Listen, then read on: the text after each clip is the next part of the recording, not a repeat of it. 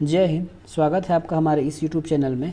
आज का हमारा विषय है छत्तीसगढ़ पंचायती राज अधिनियम 1993। इसके अंतर्गत हम देखने वाले हैं छत्तीसगढ़ पंचायती राज में निर्वाचन नियम 1993। तो उसी निर्वाचन नियम का आज हमारा अध्याय 10 हम आज पढ़ने वाले हैं। इससे पहले हमने निर्वाचन संबंधित सभी वीडियो देख लिए हैं। यदि आपने नहीं देखे हैं तो प्लेलिस्ट में इसको अपलोड कर दिया गया है, आप वहां से देख लीजिए, क्योंकि इस सेक्शन से भी क्वेश्चन आने के बहुत चांस रहते हैं। यदि वीडियो आपको अच्छा लग रहा है तो ही सब्सक्राइब कीजिएगा, नहीं तो अपना अमूल्य समय किसी और जगह लगाइए। ठीक है, तो आज हम पढ़ने वाले हैं मतों की गणना। मैं हमेशा हर वीडियो में कोशिश करता रहता हूं कि आपको अच्छे से पढ़ा पाऊँ, तो ये मेरी कोशिश हमेशा जारी रहेगी आगे जैसा हो। ठीक है, तो चलिए आज हम अपना क्वेश्चन करते हैं। तो पहला है मतों की गणना। तो इसमें हो रहा है प्रत्येक निर्वाचन के बाद, है ना। निर्वाचन मतलब वोटिंग वाला, जिसमें मतदाता अपना वोट डालकर, चाहे वो ईवीएम से, हम तो आजकल इसके लिए पढ़ रहे हैं पंचायती राज के लिए, तो इसमें तो बैलेट पेपर पर ही होता है चुनाव। तो ये बोल रहा है कि प्रत्येक निर्वाचन के बाद जिसमें मतदान होता है, मतलब वोट डालने वाला, है ना, मतों की गणना रिटर्निंग ऑफिसर के द्वारा किया जाता है। ठीक है, हमने पिछले वीडियो में पूरा प्रोसेस देख लिया था कि कैसे निर्वाचन होता है, कैसे मतदान होता है, क्या होता है, ये सब हमने पहले ही देख लिया है। ठीक है, तो ये होता है कि जैसी मतगणना ख़त्म होती है तो उसमें एक फिक्स डेट रहता है कि इस दिन सभी की गणना होनी है। तो इसका काम किसका रहता है? रिटर्निंग ऑफिसर का। यदि ऐसा क्वेश्चन आया तो आपको याद रखना है कि ये आपके अधिनियम में ही लिखा है कि इसकी गणना करने की उत्तरदायित्व है रिटर्निंग ऑफिसर का। ठीक है, इसमें अभ्यर्थी एवं उसके निर्वाचन एवं गणना अभिकर्ता उपस्थित होंगे। तो कौन कौन उपस्थित होंगे? ठीक है, इसमें देखिए, उपस्थित तो वैसे सामान्य जनता भी रहती है, लेकिन इसके लिए एक जगह बनाया जाता है, ऑफिस। यहाँ ऐसा कुछ बाउंड्री लगा दिया जाता है, तो बाउंड्री के बाहर सामान्य लोग रहते हैं जो इसके चाहने वाले होते हैं वो लोग। लेकिन जहाँ पे गणना होती है वहाँ पे कुछ कर्मचारी रहती हैं जो गणना करने का काम करते हैं। रिटर्निंग ऑफिसर होगा, साथ में जो अभ्यर्थी हैं जो चुनाव लड़ रहे हैं वो लोग भी रहेंगे। दूसरी बात, यदि देखिए, जैसे कोई बड़े व्यापक रूप से, जैसे मान लेते हैं जिला पंचायत सदस्यों का जो चुनाव होता है ना, उसमें बहुत सारे गांव रहते हैं, तो अलग अलग जगह गणना होता है। तो इस स्थिति में क्या होगा, यदि अलग अलग गणना स्थल है तो एक ही अभ्यर्थी तो एक जगह नहीं रह सकता, है ना। तो उसके जो गणन अभिकर्ता हैं या जो निर्वाचन अभिकर्ता हैं वो लोग वहाँ उपस्थित रहेंगे। ठीक है, तो ये है, यदि क्वेश्चन में ऐसा पूछ दिया है कि वहाँ कौन कौन उपस्थित रह सकता है, तो आपको पता होना चाहिए रिटर्निंग ऑफिसर, वहाँ के जो कर्मचारी हैं वो, और अभ्यर्थी या फिर उसके निर्वाचन एवं गणन अभिकर्ता। ठीक है, मत पेटी को खोलने से पूर्व, देखिए ऐसा कुछ नियम रहता है। यदि आप कंपटीशन की तैयारी नहीं भी कर रहे हैं तो आपको पता होना चाहिए, हो सकता है कल चल के आप भी इस तरह के चुनाव में भाग लें, तो आपको पता होना चाहिए।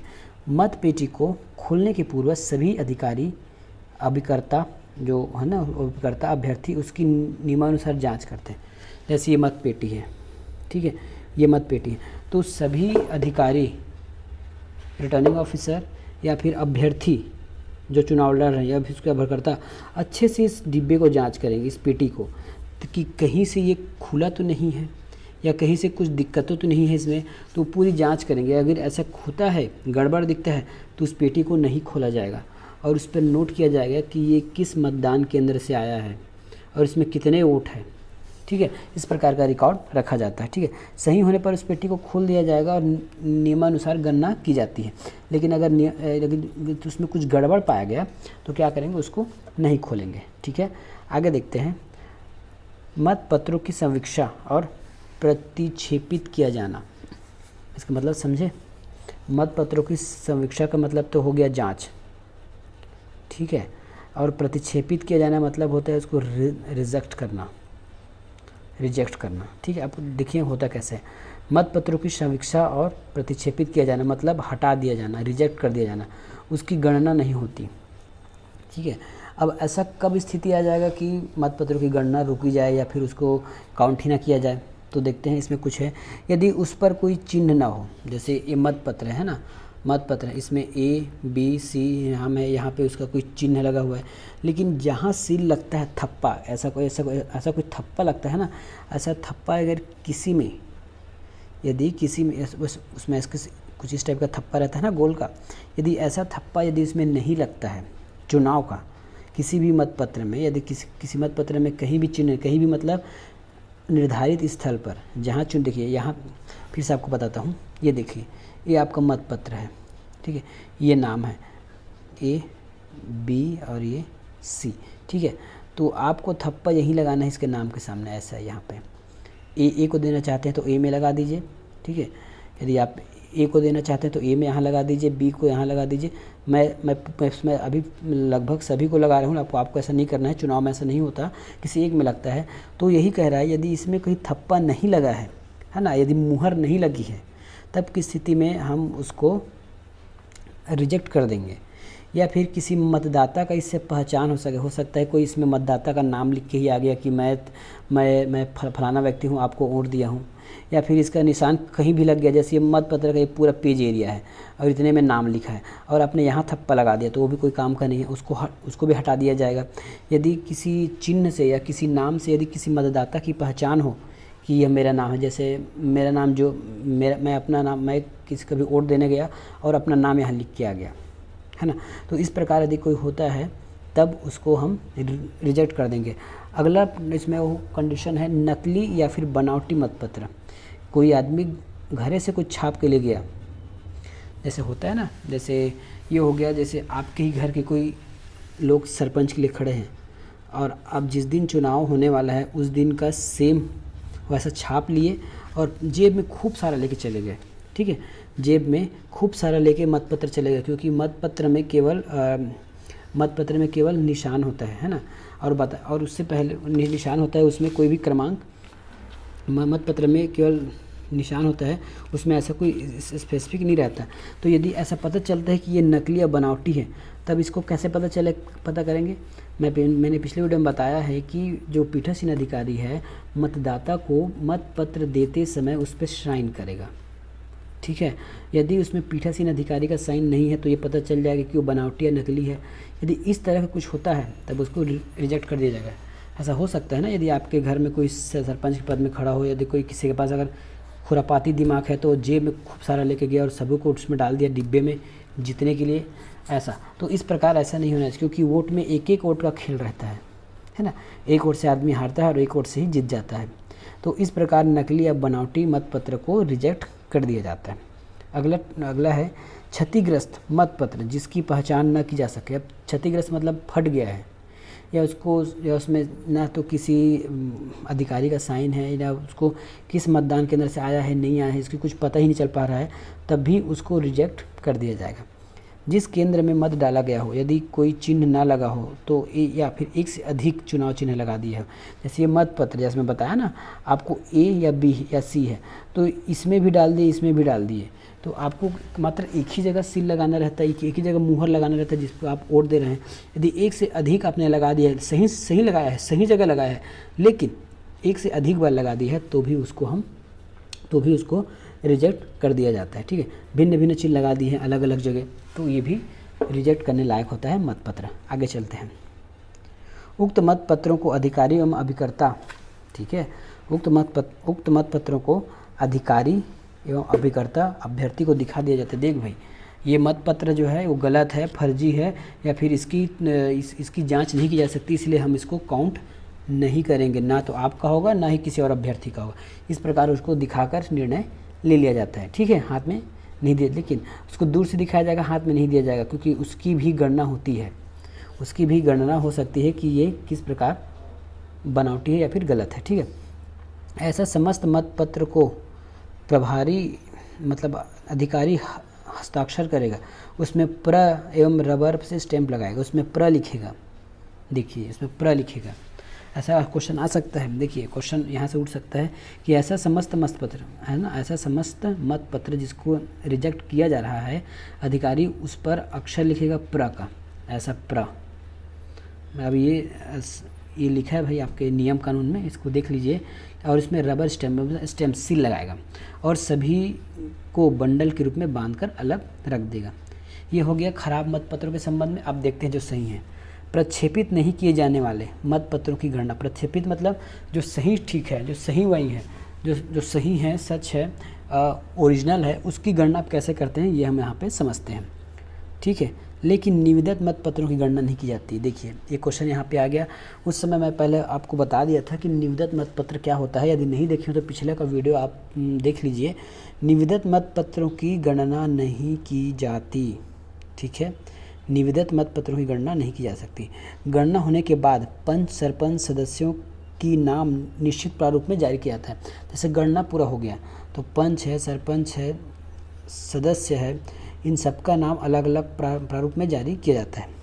गणना के बाद सभी मतपत्र को पैकेट बनकर उसमें पद नाम एवं क्षेत्र क्रमांक, जनपद, जिला ये सब डालकर उसमें लिखकर उसको अगली कार्रवाई तक उसको सील कर दिया जाता है, जब तक कोई सवाल न उठे या फिर कोर्ट का कोई आदेश ना आ जाए, ठीक है।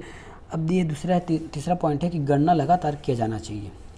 जो आपकी वोटिंग काउंटिंग है वो लगातार होती है, मतलब जब तक पूरी ना हो तब तक, या फिर ऐसा कोई कारण ना हो तब तक उसको नहीं रोका जाएगा, ठीक है। गणना को लगातार किया जाएगा, उसको रोका नहीं जाएगा बीच में। जब तक ऐसा कोई कारण, जो स्पेशल कारण जैसे दंगा फसाद इस तरह का कोई कारण उत्पन्न नहीं होता है, तब तक उस गणना को कार्य नहीं रोका जाएगा। जब तक क्यों नहीं एक रात बीत जाए, एक दिन बीत जाए, है ना। समय समय में लोगों को खाने पीने की छुट्टी मिलेगी, लेकिन पूरी काम नहीं रोका जाएगा, ठीक है। जिसकी गणना नहीं होती उसे बंडल बांधकर भी रखा जाता है। जिसकी गिनती नहीं हुई, जैसे अच्छा कोई दिक्कतें आ गई कि अचानक बंद करना पड़ा, दंगा फसाद हो गया, तो जितने में गणना हुई है उसको अलग, जिसको नहीं हुई अलग, उसको रबर सीम स्टैम्प मार के सबके सामने उसको अलग कर दिया जाएगा। और जब खोलेगा तो सबके सामने उसको खोलेगा। मतों की पुनर्गणना, यदि गणना के बाद यदि कोई अभ्यर्थी या अभिकर्ता संतुष्ट नहीं है तो मतों की पुनर्गणना बराबर, यदि कोई अभ्यर्थी जो है उसे संतुष्ट नहीं है कि ये इसमें गलत है, तब की स्थिति में उसको पुनर्गणना किया जाता है, ठीक है। आगे देखते हैं। उसके लिए आपको रिटर्निंग ऑफिसर को लिखित में आवेदन करना होता है ना। गणना के लिए जैसे आप वहाँ खड़े हैं, आप बोल दिए नहीं ये अब गलत गिन रहे हैं, तो इस प्रकार बातें नहीं होंगी। आपको लिखित में रिटर्निंग ऑफिसर को आवेदन करना होता है कि हमें पुनर्गणना कराना है, ऐसा करके, ठीक है। उसके बाद बोले नहीं करना है, कितना करना है, या अधिकारी पर निर्भर करना है। आपका काम है आवेदन दे देना, करना है नहीं करना है, कितना करेगा वो अधिकारी जाने। यदि गणना होता है तो उसके नामों का प्रकाशन प्रारूप में करना होता है। यदि गणना में नाम ऊपर नीचे होता है, यदि ऊपर, तो उसका भी प्रारूप में प्रदर्शित किया जाएगा। उसके बाद है निर्वाचन की विवरण तैयार किया जाएगा परिणाम घोषणा के बाद।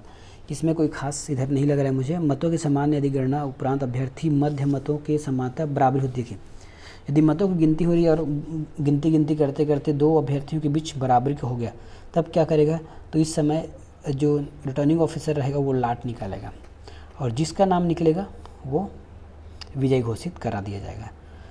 उसके बाद है जैसे कोई जीत जाता है तो उसको एक प्रमाण पत्र दिया जाता है कि आप जीत गए हैं, आप इस क्षेत्र क्रमांक से खड़े थे, आप सफलतापूर्वक जीत गए हैं। लिप की त्रुटि को सुधार के अवसर दिया जाता है। नेक्स्ट देखते हैं इसी में अध्याय 11 विविध। इसमें है आपकी प्रतिभूति निक्षेप वापस किया जाता है। जब आप चुनाव के लिए खड़े थे ना, तो कुछ प्रतिभूति निक्षेप जमा किए थे, उसको सभी को वापस कर दिया जाएगा नाम प्रकाशन के बाद। लेकिन कुछ स्थिति में उसको तुरंत दे दिया जाता है पैसा, उसके लिए चुनाव तक का वेट नहीं किया जा सकता। उस स्थिति में क्या है, जब अभ्यर्थी की मृत्यु हो जाती है निर्वाचन से पहले या उसी दिन, तो उसको यथाशीघ्र उसको पैसा वापस कर दिया जाता है।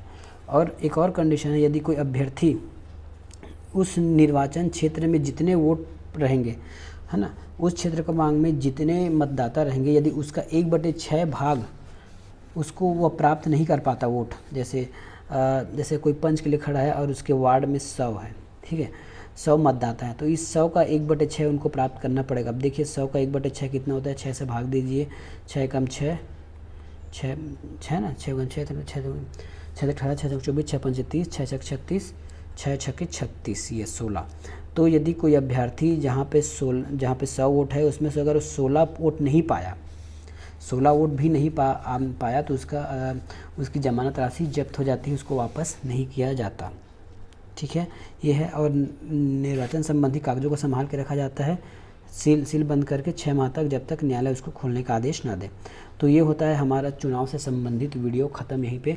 इसके बाद हम लाएंगे MCQs और एक इसमें और बचा है कि मतपत्रों में किसका नाम पहले किसका नाम बाद में आएगा, इसके लिए भी एक वीडियो आएगा। और साथ में अब इसका करेंगे हम रिवीजन शुरू से, है ना। इसमें पहले रटेंगे हम धारा, उसके बाद जो इम्पोर्टेंट है उसको एक एक लाइन में एक एक दिन में हम ख़त्म करने वाले हैं। इसका भी रिवीजन क्लास आएगा। मिलेंगे नेक्स्ट वीडियो में, तब तक के लिए धन्यवाद।